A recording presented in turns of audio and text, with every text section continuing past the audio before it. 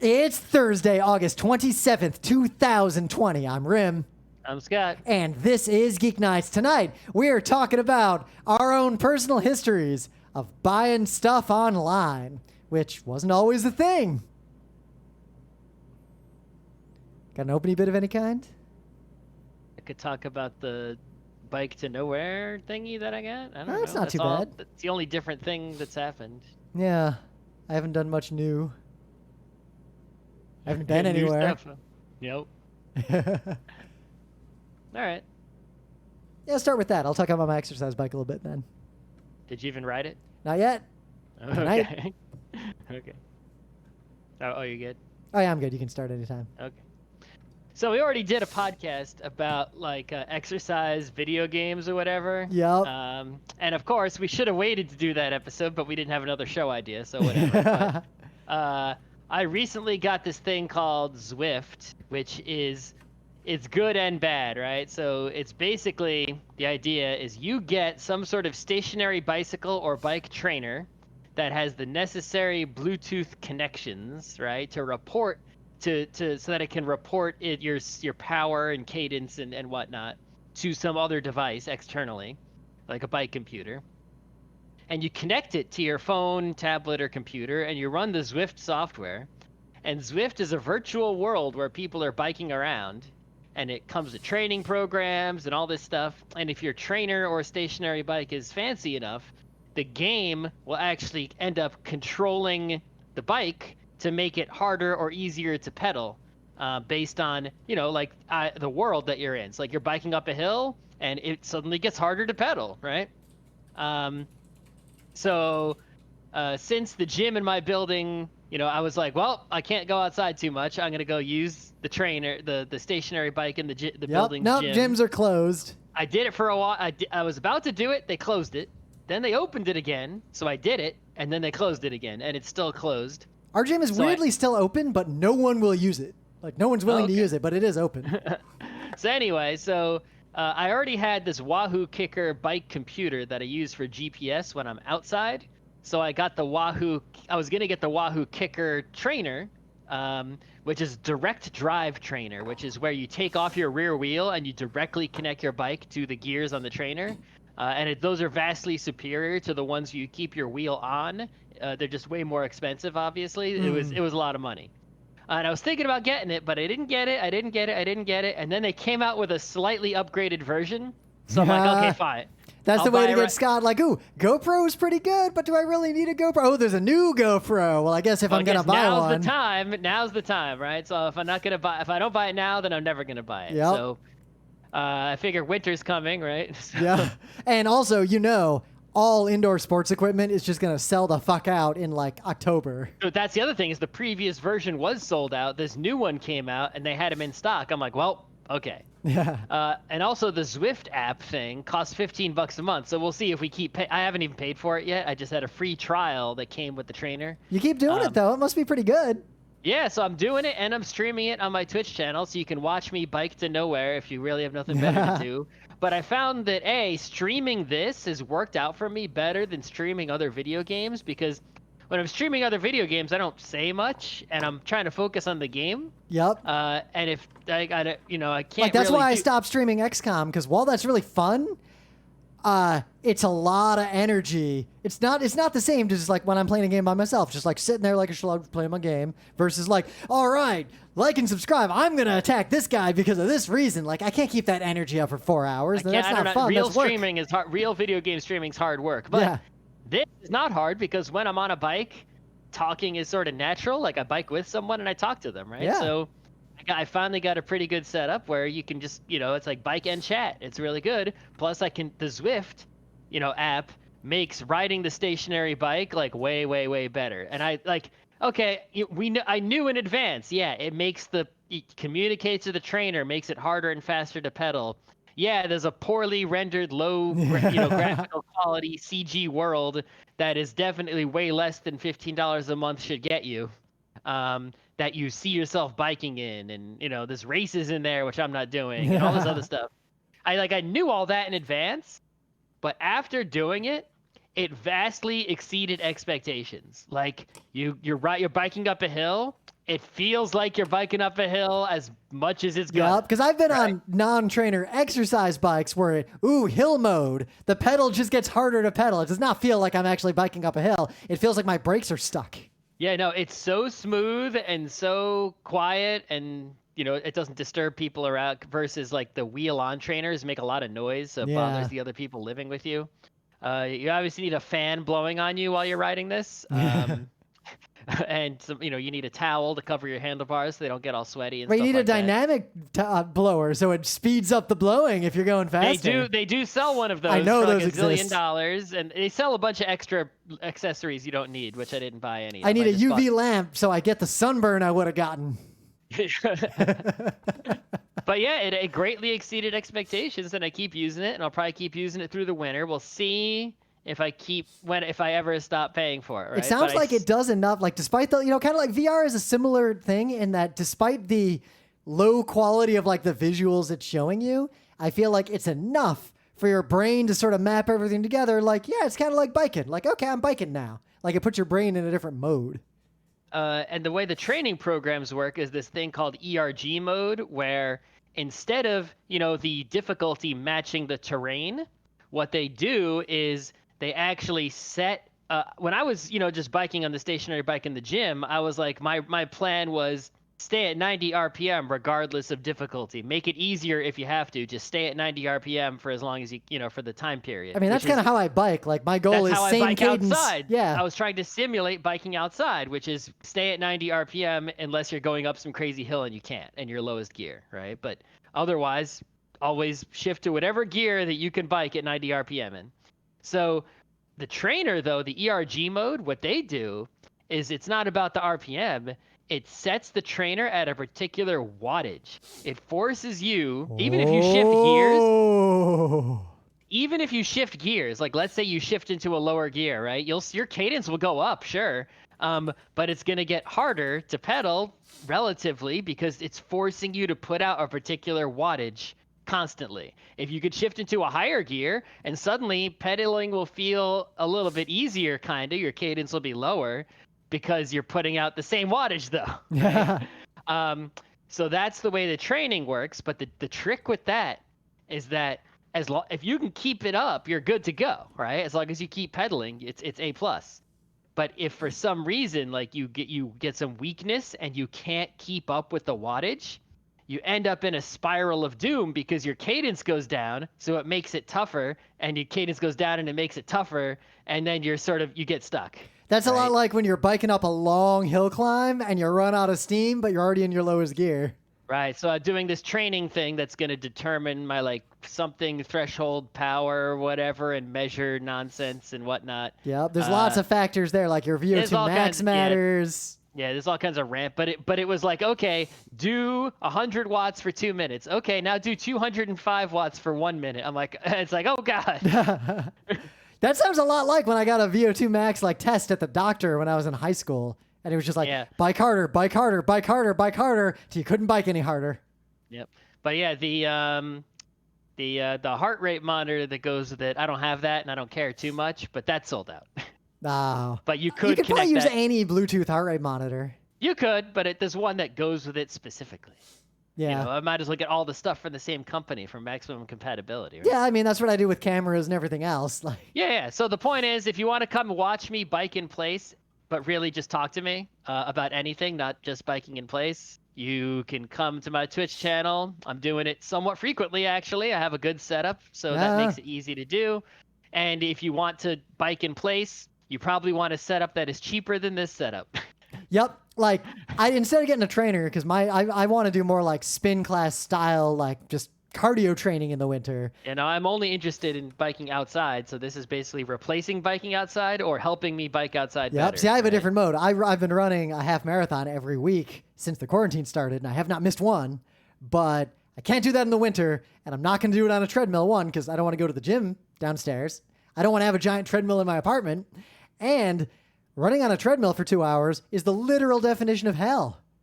Like, that is not fun for anyone. So I basically wanted a spin kind of biking, just exercise bike, to be able to do like 2 hours of cardio once a week to keep that up all winter.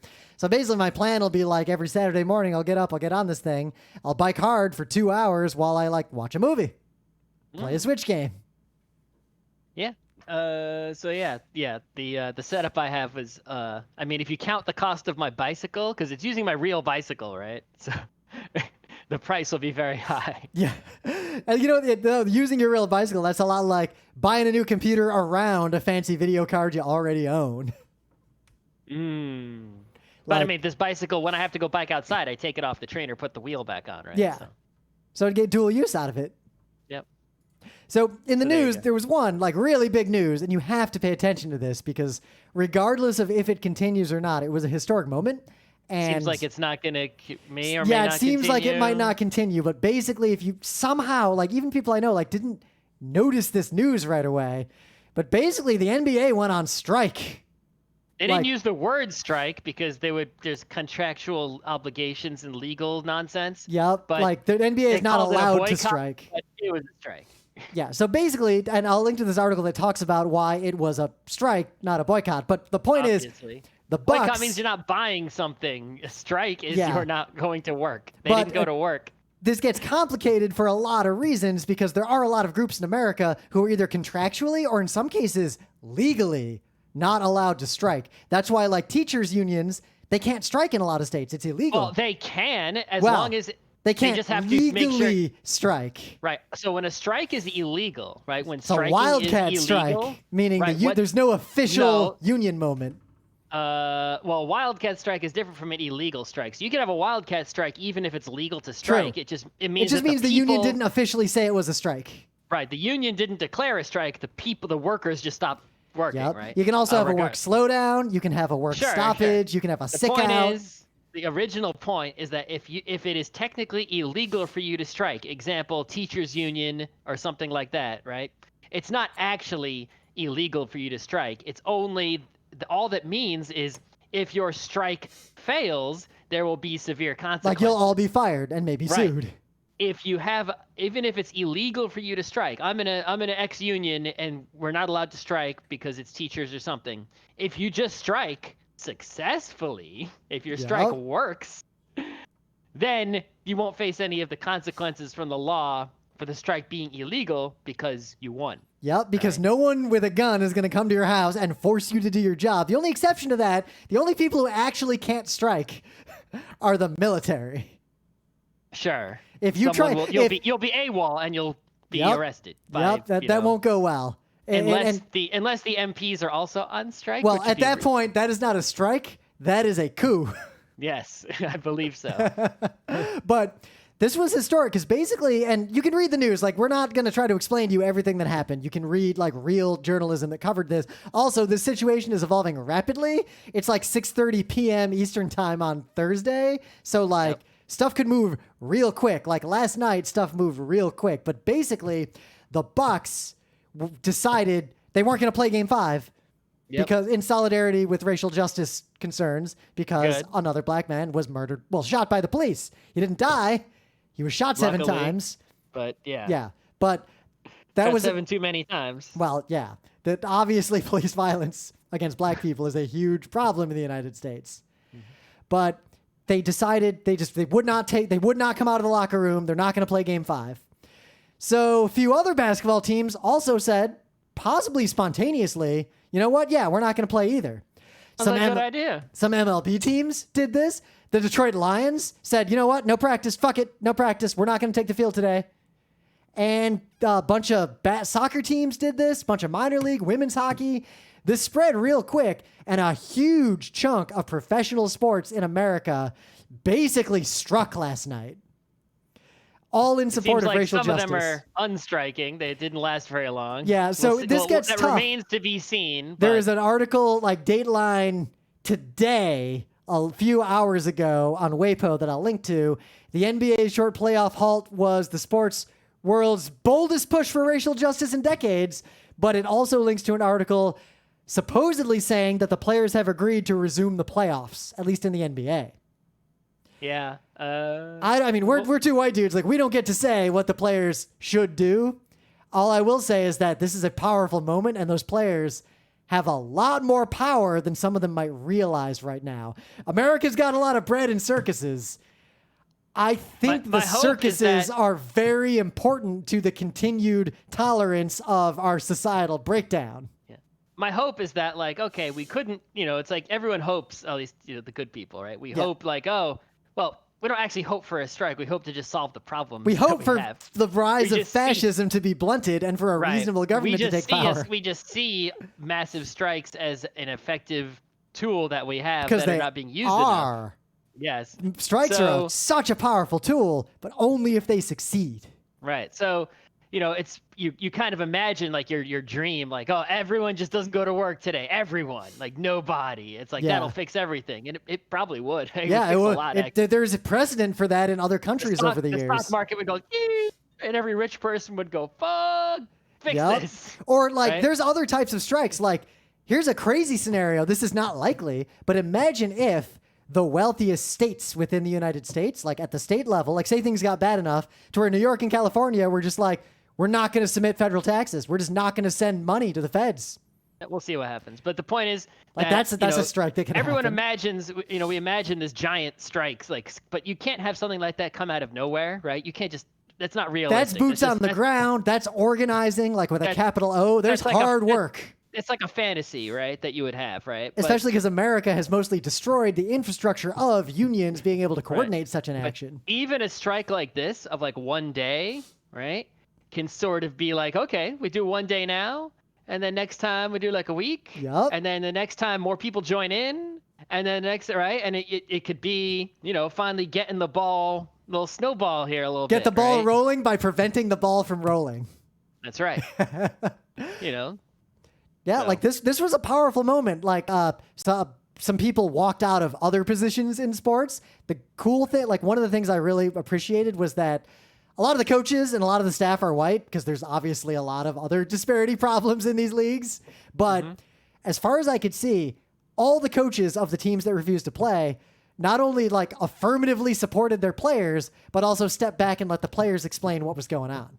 Well, the NBA is sort of unique in this way, right? Into where it's really a player-run league. Yeah, right? The players' union in the NBA is pretty powerful.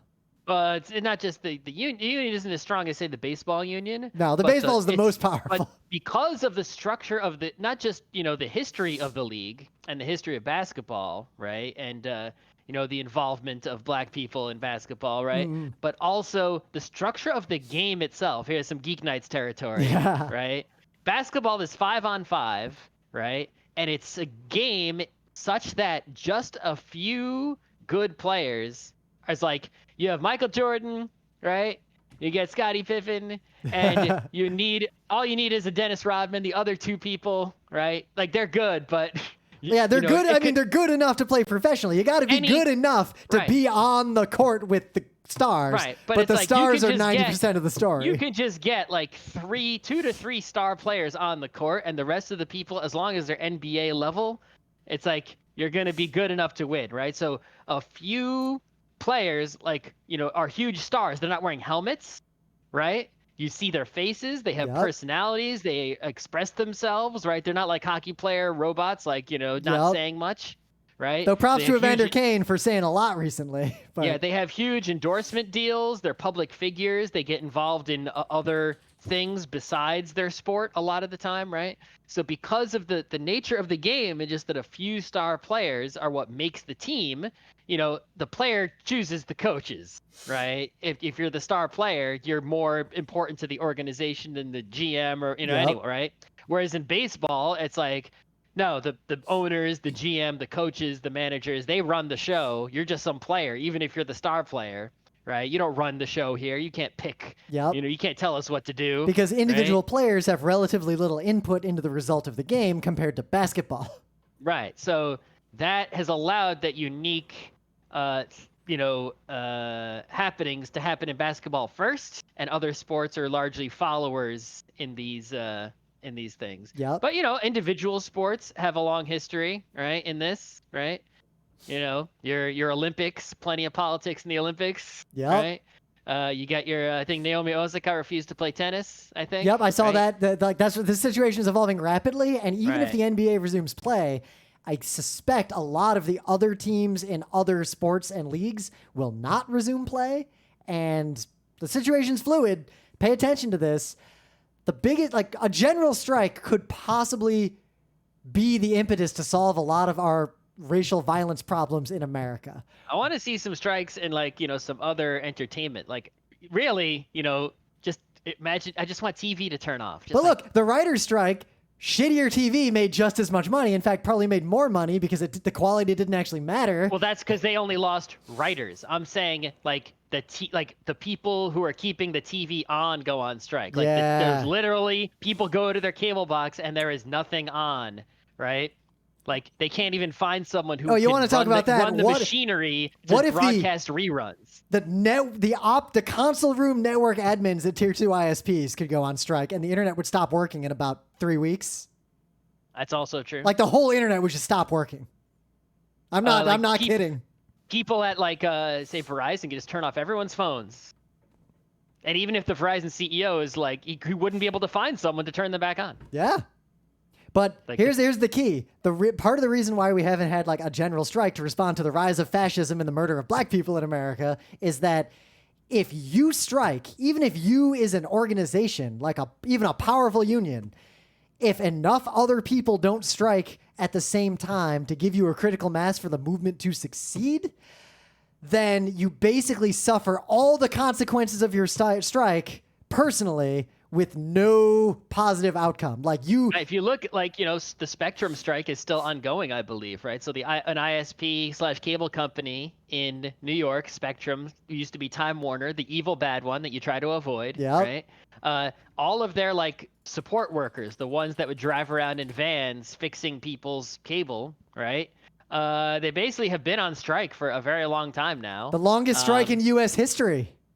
Oh, okay. How I about found an that? article that's talking about it. It's still ongoing. I assume all those people are just doing other jobs now because they're all skilled. And Spectrum just has like independent contractors, doing all that work. There's a bunch of scabs doing work who've been doing it for a while now. If you call Spectrum to get help, a scab will come to do the work for you.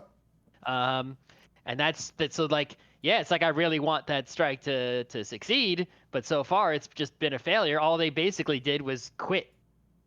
Yep, and right? that's the problem. They didn't get anything. If you take a stand by just quitting your job, someone just replaces you. Like Right, you're not that. you're Very not few people officially are. quitting. You're effectively quitting because you didn't show up, and Yep. then they just fire you. Very few people are actually that critical to a company to where you striking by yourself or just your team striking would actually force a change. And even then, even if you do that, your company might not have enough power to actually force a change in broader society. You Yeah. really Also, need organized there's no reason for me to movements. strike my company. What's my company going to do? I can't put pressure on them to what they're like. We already agree. Yes. Yeah. Like my company is formally endorsed Biden. Like it's they're issuing statements. They're donating money to these causes. It's But yeah, the other thing is that, an NBA player on strike, it's like, even the lowest NBA player, they got money. They're not, Yeah. it's like, yeah, they're losing money if they don't play, possibly. But if depending on none of them play, the NBA can't make money. So now suddenly the NBA's Well, got to it makes less talk. money. But some of the star players are still going to be just fine. But Yeah. there are players who would lose some money, but they're not going to be starving or homeless. They all have, even the lowest NBA totem pole player, right, is making enough that they're not going to be starving, right? They might lose a significant amount of their income, and could be hurt to them, relatively speaking. Yep. And the But they're biggest not going to be danger starving. would But be but if a Spectrum worker goes on strike, if some Verizon tech dude, right, or someone at your local Starbucks, right, the baristas go on strike, it's like, yeah, those people could be homeless very quickly, right? So it's much harder for them to go on strike. They need to basically a guarantee of success to even start, Yep. right? Whereas here, the NBA, someone like that, they can afford to go on strike and fail and just go back to work. So my hope is that even if this does not continue immediately, that it was a sign that these groups are willing to do this again, and hopefully a movement will come out of this, because all of America's talking about it. Like they succeeded in one thing. This is now the front of the news. If they succeeded in nothing else, it was teaching people how to strike again, maybe, or showing people that it's still a thing. Yep. Because that might be, might come a time where that's the only tool we've got left before it gets to very much different and more dire tools. All right, then we can go on to things of the day. All right. But anyway, things of the day. What do you got? What do I have? So, you all know how a whip works, right? I don't think most people do. I don't think most people actually know how a whip works or how fucking dangerous they are. And if you don't know how a whip works, you should not touch one. Well, yeah, if you don't know how a whip works, you shouldn't touch one. Yeah, because you're gonna put your own eye out. Go to the internet, type in how does a whip work, but the long and short of it is that a wave goes down the whip, it speeds up, and then at the end, the very tip of the whip breaks the sound barrier and goes crack, right? Okay, so the question is, what if instead of a normal old, Indiana Jones whip, right, right, you went out and got yourself a big ass chain, like a big chain, way big, and you whip that chain. And the end of the chain breaks the sound barrier. That's scary. This video is scary because there's way too many people way too close to that chain. Yeah, this guy basically whips the chain and then starts running away from it. But then other people are like crowding around like, ooh, let me watch. People are standing too close to it. Luckily, no one is hurt. The video is very short, but yeah, still awesome video. So when I was a kid, I was at... Stand further away and run faster. I was at Farm City Week, which is like the local fair in like Macomb County when I was a kid. And there's like carny rides there. And we were waiting in line to ride one of the carny rides, like a spinning thing. And my parents hated the fact that I always wanted to ride these dodgy carny rides. Like they really, really did not want us to ride these rides. And they always ended up giving in and letting us ride the rides.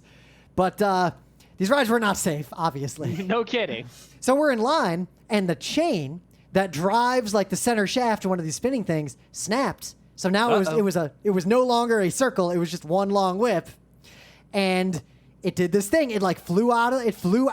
Like I saw it fly outward. It didn't hit anyone somehow. And then right at the end, it went crack and it hit a tree and the tree fucking fell over. That's right. And then it was chaos everywhere. People thought they were hurt, but they weren't. Like police showed up and firefighters. And it was a really fun spectacle that we didn't get to see because my parents were like, we're getting the fuck out of here. And they drove us home. No one was hurt. Yeah, no one was hurt. It was a but that was terrifying because of course. Little kid, like it's understandable why someone would not understand the danger of a whip motion because it is not intuitive that thing would go as fast as it will. But yeah, it's also not intuitive to me why, if you're a carny with a reputation for dangerous rides, it's like, yeah, have your dangerous rides, but I'm going to maintain those rides as well as like, hey, it doesn't cost me more. Yes, it does. How much more could it cost to just make sure you have a nice chain on there? A lot of those places will hire people, like local people, day labor, just to run the rides, and they have like one technician who oversees everything. They are not... Yeah, get the technician to do a good job, and don't let the chain rust. Yeah, no, that is not how those things go. Tell you what, start a carny business and see how much money you can... That's a bad business to be in. It's probably a large insurance expenses and low incomes. So... I found a video that went viral, but it wasn't as good as so I went and I found a better video of a similar thing. You know, horror games and horror movies, there's a certain kind of ambient soundtrack and music that's often in the background, like spooky stuff. Yep. You ever wonder how they make that sound? Like that kind of sound? I mean, it depends, there's a few sounds. I could, if I heard the sound, So what if I showed you a video of an instrument, and I've seen people make these instruments before. Like there are companies that will either bespoke make these instruments for your horror project, or you can hire them and they will basically send people or like work with you to have someone play these instruments to the timing that you want for how you want the horror movie nonsense to go in your thing. So what this is a video of someone demonstrating one of those instruments. A lot of times these are made by a custom instrument. This one happens to be called the Apprehension Engine. Interesting. It's a violin-looking thing with bits on it, and it's got a hurdy-gurdy style control and a bunch of stuff. And if you watch this thing or listen to one, it just sounds like every horror soundtrack ever. But 2, they demonstrate all the different kinds of sounds this can make and how you can combine them. This is a fascinating and complex instrument that I think would be really, really fun to play. Oh, well, that's much more impressive than the lightsaber instrument, which is an electric razor and a metal bowl. No, this thing is ridiculous. In the meta moment, we're going to be live live to tape at not 1, but 2 upcoming conventions. The virtual Crunchyroll Expo, which just announced a ton more guests on Friday, September 4th at 4:30 p.m. Pacific Time, 7:30 p.m. Eastern Time. On the Yuzu stage, we will be presenting Judge Anime by its cover. We will be in some form of social media to answer questions and interact with anyone who may watch this thing. And then, on Friday, September 18th at 2 p.m. Pacific, 5 p.m. Eastern, God, I'm having flashbacks to when I was a kid, and every ad for any TV show was always 8 o'clock, 7 Central, because TV was weird back then and local. On the PAX 3 channel, Where is the Finish Line? A brand new lecture from GeekNights about when and how competitive games should end.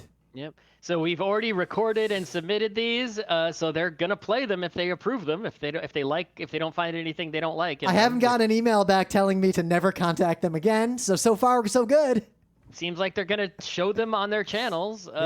And we'll try to be in the chat rooms associated with these channels. I think the PAX one will have like our Twitter handles like prominent. So we might I might even just like live tweet the panel and like respond. Well, we'll see. We haven't planned the logistics yet. The PAX one is just on Twitch. So it's going to be twitch.tv/PAX3. I presume. Yeah. But I don't Not know PAX how 2. to watch I was once the host of PAX 2 in a distant time. This is PAX 3. Yeah, the Crunchyroll one, I don't know if you have to pay or something. No, I don't know it's if free. You basically, for free, you can register for an online Crunchyroll Expo badge. Oh, okay. I'll have to do that because I did it. It was painless. It seemed to work. Like I have an attendee badge to this thing. If I just go to crunchyroll.com, I'll just see it. Type like Crunchyroll Expo and you just find it. Like it was really straightforward. Okay, seems good. Yeah. I feel like the free online conventions are the way to go. Very few people are willing to pay a lot of money for conventions online. No. Though some paid conventions... expo.crunchyroll.com. Here it is. I found it. So Game Devs of Color Online is coming up real soon. We are obviously not presenting at that. That is not the place for us to present, but I will be attending that because that convention is awesome, and the panels there are better than most of the panels I see at other gaming conventions. Mm-hmm. 100% agree with that. Yep. Otherwise, like, seriously, it's a pandemic. A lot of people are stuck at home. Check out the GeekNights Discord. Like, it's people hanging out in there, just chatting. Sometimes Scott will just, like, stream something. I'll just stream something. We're playing some train games with the listener, so the listener can join us for other games. You could be the listener that joins us for games. Played some Root the other day until we broke the Root, and then we stopped playing the Root. Root still got some bugs. Mm-hmm. But yeah, just literally, like, hang out with us, add us, email us. I'm responding to tweets. Scott's responding to emails. This is a brave new world. We're responding much more to the listener than we have in the last several years because we're also stuck. Like, we're stuck in the same boat you are. I am now registered for the Crunchyroll Expo, and my ticket has been activated. Yeah. So I guess we'll get right into this. This was an idea we had because we thought it'd be fun.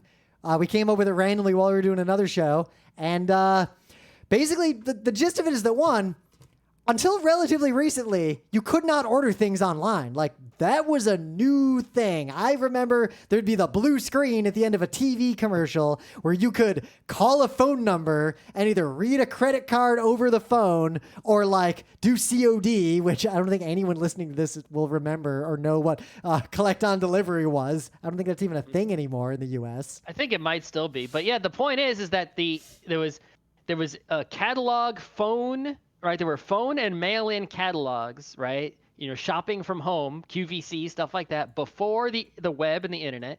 The web and the internet came into existence, but e-commerce, right, came a little bit later, right? So, like, for example, if you installed a Doom shareware and you wanted to upgrade to full Doom, it told you right on the screen, yes, send money to this, call this number or send something to this address and we'll send you back the full version of Doom in the mail. Scorched Earth, they'd send you back the code to unlock the triple tank. Yep, exactly. I don't think I ever saw anyone in my life who had that unlocked. I didn't either. The point is that in the earliest days of the internet, the e-commerce did exist in like the late 90s in terms of type your credit card info in, buy something the way you do now. But it was super new, and there were a lot of websites that existed that were simply existing businesses that existed before e-commerce existed, that had mail-in catalogs or phone shopping, and they made websites because it was easy to make a website that just listed their catalog, but they did not set up e-commerce because that was hard to do in those days. Yep. So you could just go to their website and then buy from them via mail or phone. And it wasn't until a few years later that, e-commerce was just easy for anyone to set up. And nowadays we have things like you can just open up an Amazon seller account or use Shopify or, anyone can It was do like e-commerce, literally no like problem. 1999 to 2000. I went from there aren't many things I can buy online to I buy literally everything online. Yep. In addition, we are in the unique position of being so old that I've been buying things online as long as buying things online has existed. Yep. And websites that you buy things from keep a history of what you've bought. And even if the websites go away, you still have your email address. My email address is super old, right? It doesn't go, I don't have the very first email address I ever started. I don't, because some stuff was on my RIT one or my ISP. I don't have my full history. But I do have a long history of I can search and look up everything I bought online and when. And if you look at that, that gives you sort of a scarily accurate look of like, this is what your life was. This is what the world was at this time on this exact date. You bought this thing at this price, right? And it's like, that's where you were in life. That's where the world was. It's like just by looking at this one thing, a single person's online order history from Amazon or somewhere, right? You can learn so much. So we decided to do a show where let's look at our order histories, and there will be many fascinating things to talk about gleamed from the information held within mostly Amazon. We're not endorsing Amazon. They're an evil company, but I see you also participate in society.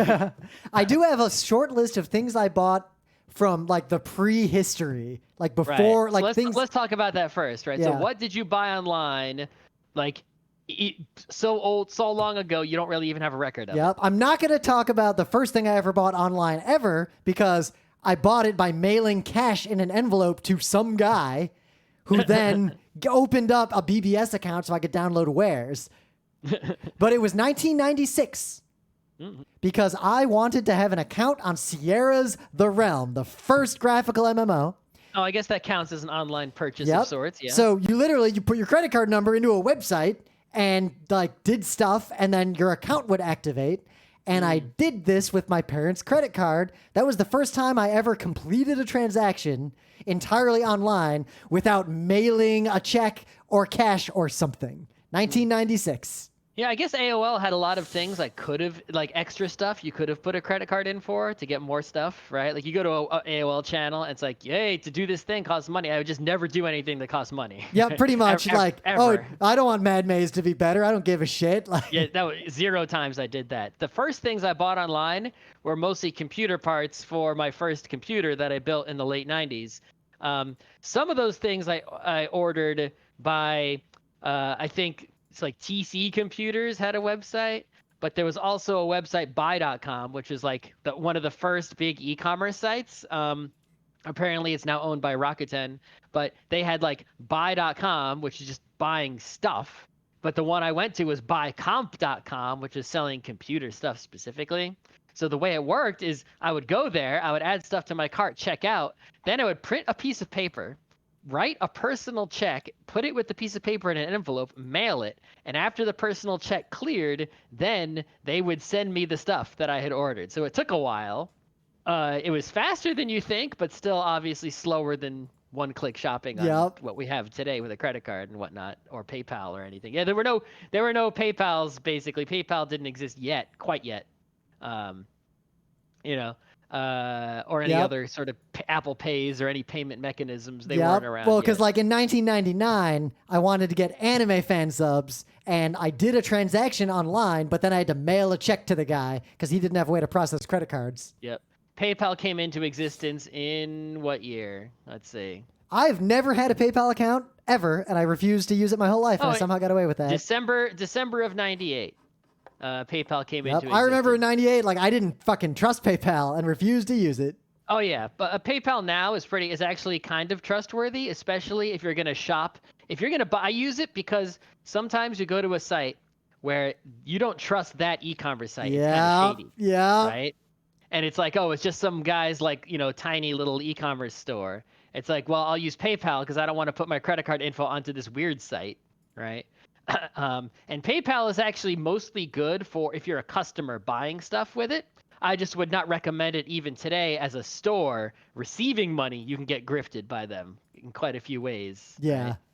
But so my first actual transactional purchase, that is the thing I bought with the credit card myself, no shenanigans, anything, was in the year 2000. Right before I went to college, I spent almost $4,000. I cashed in every bond that every relative had ever bought for me in my entire life. And I bought an Athlon K7-800 and every component I needed to build a computer that I was going to bring to RIT from egghead.com. Newegg is called Newegg because nerds wanted Egghead to come back. Yeah, Egghead died and went out of business or closed or whatever. And then someone's like, well, there's clearly a demand for this business of selling computer parts and an e-commerce. Egghead was so crazy. Normal e-commerce was not great in the year 2000 yet. But Egghead was like, hey, nerd, here's nerd shit. And it's really straightforward. Like, search by spec. Yep. Here's all the RAM you can buy based on the spec you put in. Pick the ones you want. Like I would just hang out, like poking around on that site, making wish lists. And other e-commerce sites were not yet in those days. Even Amazon was still selling books only, basically, right? There weren't, buy.com was sort of like the only one that was like selling a bunch of stuff. And even like I said, they had different sites for each different product category, right? So it was the only place like to buy computers online was from a computer only place. They went out of business. Newegg came into existence as basically like, hey nerds, now here's you like Newegg and it's gone. Shop here. And that seemed to be a smart move. I don't know why Egghead couldn't continue doing what they did instead of letting Newegg come around. But hey, we have it now. So. But the notable thing is the two things I bought in this, other than the Athlon K7, is the Plextor SCSI CD burner and a 21-inch CRT. Mm-hmm. So I went to Amazon.com. So the oldest things I bought were computer parts from Buy.com, right? But the oldest thing in my Amazon history is obviously books from 1999. I never bought books on Amazon. Yeah, actually, then I bought a CD later in summer of 1999. Whoa. So I guess they added CDs pretty early on. The first book this is great. You could not have planned this, right? It's like I did this on purpose so that I could say it was true, but I can prove that it's true, right? The first book that I ever bought on Amazon.com on February 10th, 1999, 21 years ago, is Catch-22 by Joseph Heller. It's like I was thinking, like, the whole world is changing. Let me, right, like christen this new world by buying the perfect first book on Amazon. Like you would go back in time to intentionally make this the first book you bought on Amazon, right? The first thing I ever bought on Amazon was in 2004, and it was The Simpsons 4th season DVD box set for $35. Yep. If I go ahead, so I didn't really buy anything on Amazon after 99 until we get to 2002. So this is like midway through college. Yep. I had my own credit card now, right? And most of the stuff I'm buying is still books. I'm buying some manga. I'm buying some anime DVD, right? I bought a Gundam Seed DVD, I guess in 05. I think that was after Media Play died. Oh, there's so many DVDs in my Amazon history. That's like 90% of what I bought. Volume. I got box sets 1 and 2, complete first and second seasons of Rocky and Bullwinkle. They were only 20-something bucks each. I remember those. I remember those exact DVDs. Here's a D&D Player's Handbook 3.5. So I guess that was in 2006. So we were in Beacon, but I had lost access to a game store, right? Because I was buying my nerdy stuff at Millennium when I was in college, right? So that was not being bought online. Yep. But here we see having to buy stuff online because the nerd store is gone. I'm buying lots of comic books. I bought a copy of Paranoia XP. It's funny. You can see, I'm looking at this because there's a pivotal purchase in October of 2005 here. I'll get to in a second. But basically, you see me buying mostly like DVD box sets of like classic things until we leave college. Then I bought so much media. Like in that era before we were really like podcasting and we were just kind of like hanging out, I just bought so many books and so many comics and so many movies. Yep. Here we get to 2007. I start buying Wii games, DS games. Yep. Right. But on October 24th, 2005, you know what I see right here? Two things I bought at the same time. I bought some real shaving cream because that's right when we started shaving with real razors. I didn't buy that on Amazon. I bought it from like a specific shaving site. Taylor of Old Bond Street Rose shaving cream jar. Yep. And I bought a Behringer 2-input UB802 mixer that we were going to start doing real Geek Nights with. Oh. That is when I replaced the stick microphone and the bullshit microphones that we bought from Radio Shack with a real mixer for the first time. It cost $50. And Amazon is really sad to tell me that the return window closed on November 28th, 2005. I can't return it. Yeah, but yeah, you look at 2007, right? So this is, I guess, I think by this time maybe like I had my second job after college or close to it, right? So I'm buying all kinds, it's like I graduated college. I'm buying all the nerdy stuff that I couldn't afford earlier in life, right? Yep, yeah, the sword problem started to happen. Have money. This is in the heyday of the DS and the Wii. I'm buying basically every important comic book, every DS game, every Wii game. Oh my God, so many DS games. I feel like I bought a DS game like every month for that period. Right, manga. Here's a Pokemon Pearl pre-sale stylus. So I guess when Pokemon Pearl came out, there was a special exclusive stylus that you could get as a pre-order bonus. You see that in here, right? It's like all these Pokemon games coming out. Yep. Right? It's basically all video games and media here, and not much else. Oh, and it's interesting. I didn't start buying household goods until around 2008. Like that's when suddenly mundane crap appears in my Amazon, like a hairdryer, a bucket, some batteries. Like that's when I think Amazon expanded a bit to sell just stuff. Yep. And when I stopped going to stores. We got the pizza stone I ordered that broke several times. Oh, the waffle maker that got fungused.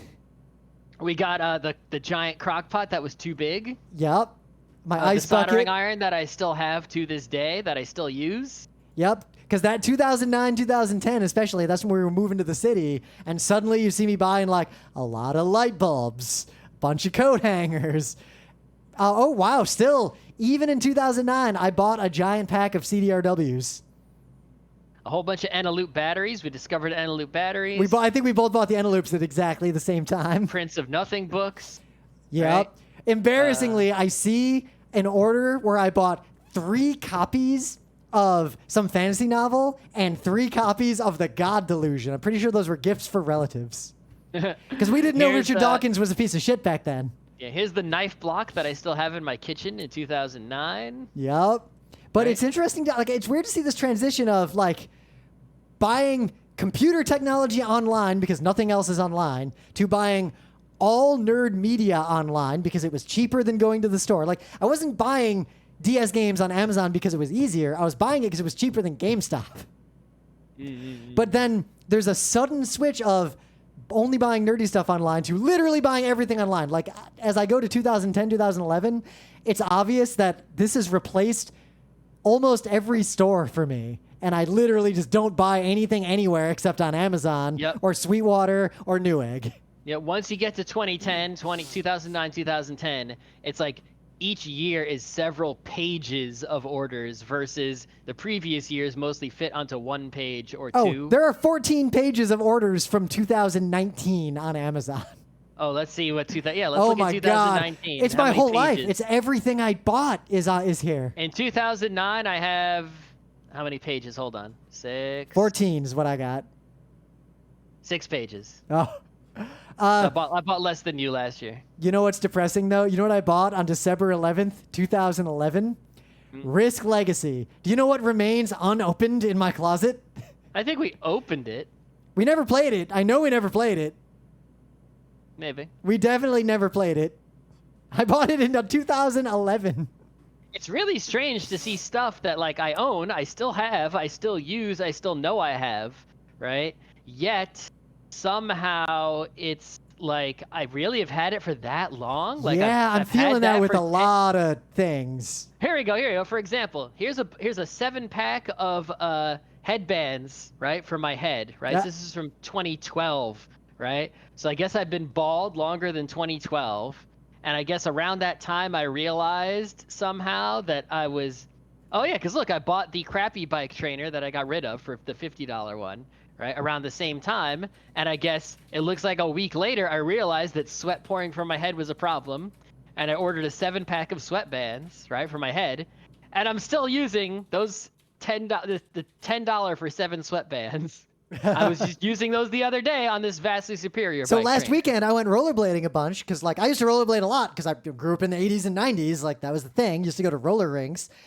When I moved to New York, I had rollerblades, but they were so old that the technology had advanced to the point that they were obsolete and dangerous. They were also broken because I'd worn them out at RIT because I was poor. So I bought new rollerblades, and I can see here in 2009, I bought wrist guards. Those are the same wrist guards I'm still using today. Yep. I can't believe I bought them in 2009. I bought them as soon as I moved to New York. That's literally one of the first things I bought when I moved to New York City was wrist guards so I could rollerblade. Yeah, I guess, you know why? You know why? This is interesting. It's reminding me of my life because in Beacon, I didn't rollerblade because there was nowhere to rollerblade that was safe in the suburbs. I moved to the city. I can rollerblade. I bought rollerblades and I bought like new rollerblades and then I bought wrist guards. This is like better than any kind of like diary you could use to like remember your life, right? It's just what did you buy? What did you buy when? It's like, oh, look, you know, I started buying camera stuff. I guess that's when I got it. I know exactly now when I got interested and started doing more 2011, photography. there's like 3 full pages of skiing shit because that was when I went from skiing kinda to like being super serial about skiing. Right. Oh, look, that's when I bought a canvas bag to hold coins in. That's when I started having to do laundry with coins. Oh, look, that's where I bought a bike pump. I guess that's when I started biking more seriously. Yep. Oh, that's when I bought the razors to like clippers to shave my head. That's when I started shaving my head. Oh, that's when I bought a second television because the first one got burgled. Yeah. Right? It's like you can see all these life events to basically the exact day, but just from what you bought only, right?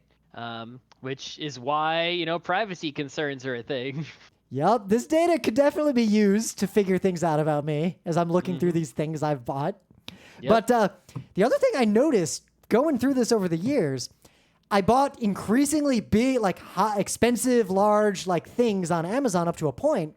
But around 2015, I stopped buying them on Amazon and I start buying them directly from the manufacturer or directly from a handful of industry specialty resellers like Sweetwater or B&H instead of Amazon. B&H I'm not a fan of either. Oh, no, I hate B&H. Like, I don't buy things from B&H anymore. But there were some things that you could, like, if you tried to buy LED panels, like studio lighting on Amazon in, like, 2010, it was all, like, dangerous garbage. But B&H had professional lights, so I bought professional lights from B&H. Yeah. I noticed that there was a spike of buying stuff, right? At times when I moved. Yep, 2009, I bought a shit ton of stuff. Right.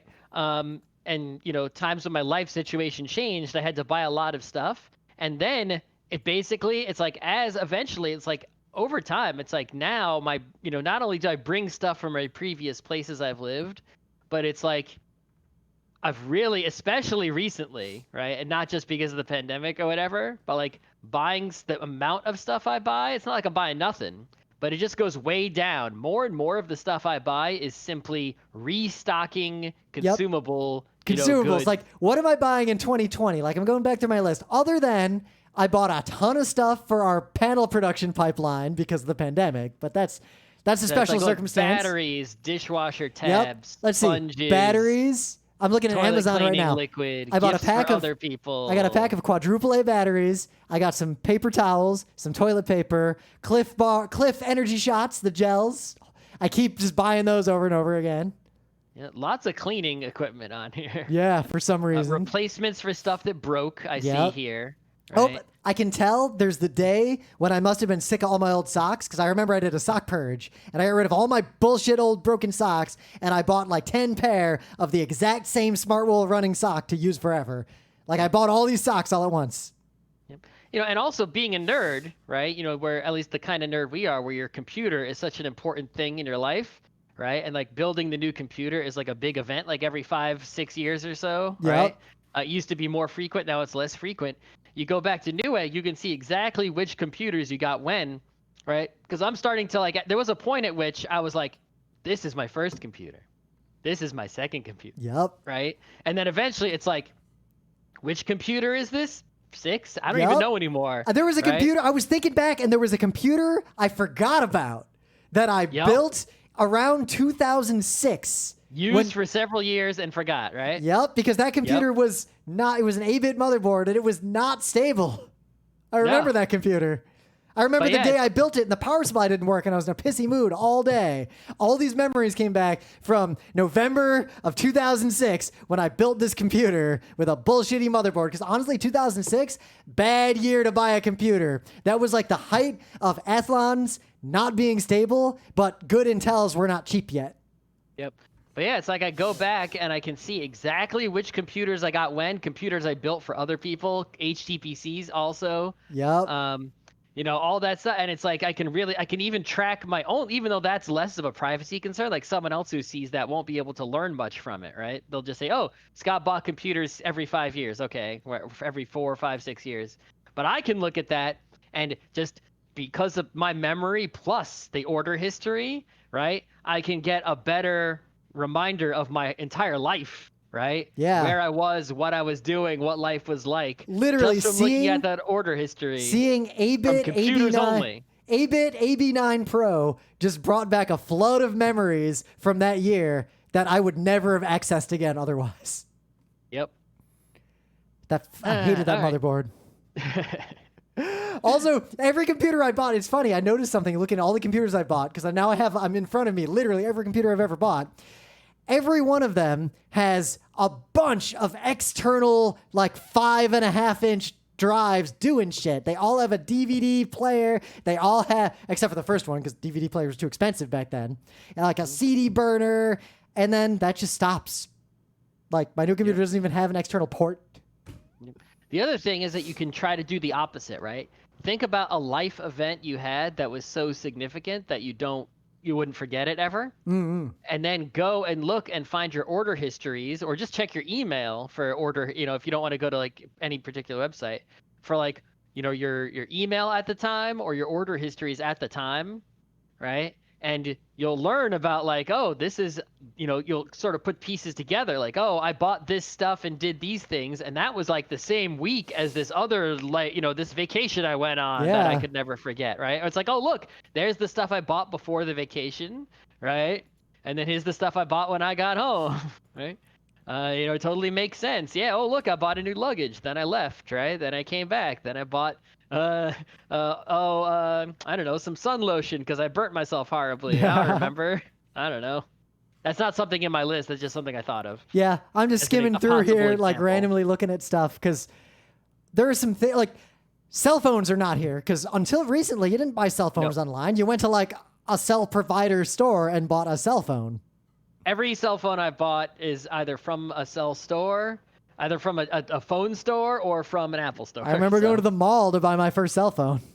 My first cell phone was given to me. Yeah, because you had the cell phone at RIT before we did. When I was co-oping at IBM, I went to the mall and I bought a Sprint phone because that was the only phone I could afford. Yep. Anyway. So there's no moral to the show other than that it was surprising to us looking back at this history, how interesting it was to see like this track of data about us parallel with the memories we have of our lives up to this point. It's also, I guess, one other thing is it's interesting to see if your preferences changed over your life, right? Yeah. It's they like, really oh, haven't. They haven't really at all. I've been buying the same like laundry detergent forever. Yep. Right? Or the thing I noticed the most, every technology thing I'm looking at here is either the cheapest, bootleggiest piece of shit or the most expensive option, and there's nothing in the middle.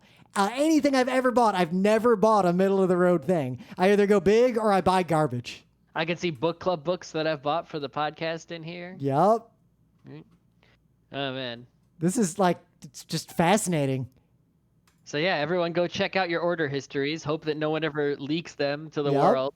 Like seriously, just go search your email for like invoice and go to the oldest email. Go to Amazon, just go to the oldest thing, and just you might be surprised. Yeah, type in things like invoice or order, and then go to the end, literally the end of your email, like the earliest possible time. I paid $200 for that piece of shit.